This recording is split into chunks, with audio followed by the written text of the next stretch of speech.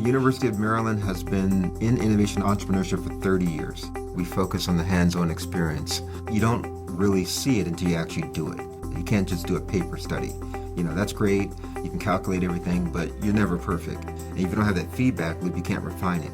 It's part of the creative design process of engineering, right? You need to design something three-dimensionally, and then you need to be able to see that thing visually and in your hands, and then you need to reiterate and then refine that design. And that's why the whole MakerBot Innovation Center lends itself to that philosophy.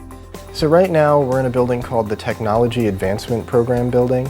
In this building we have three major labs. We have the MakerBot Innovation Center in here with our 50 3D printers that any student in the university can use. Next door to that we have the Rapid Prototyping Lab, and in there we have more industrial 3D printers. We have a Fortis 400 and an Objet 30, and it lets you produce visually accurate parts that you can show to people as display pieces and investors. And then in the next room we have something called the Startup Shell, and that's basically an incubator where we will go in and we'll help them with their project so that they can use these labs and the other resources on campus to develop their startup and turn it into a viable business. They manage how it operates, and surprisingly there are over maybe 50 startup ideas or firms that have come out of that already in 3 years.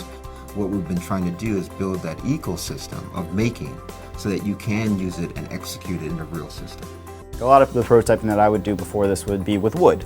So I'd spend several hours, make sure this is exactly the size that I want, and there's no way that the design that I made before is going to look anything like it. And now it's in the CAD software. I know exactly where that change needs to be.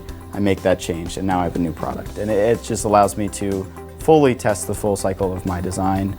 I actually just thought of, I have a print that I started from Seattle and then we came back and it was sitting here in a bag for me. And so just having the ability to do that is kind of incredible, because we were on the other side of the country and we could start a print.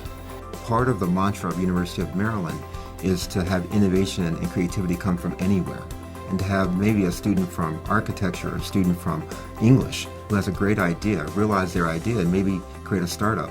It doesn't have to be an engineering student. Students today are thinking about, could they be the next Google? Could they be the next Facebook? It's good to have that dream, and we want to allow them to dream more. And it's going to be because they had the MakerBot Innovation Center. We just are giving them the tools to be successful.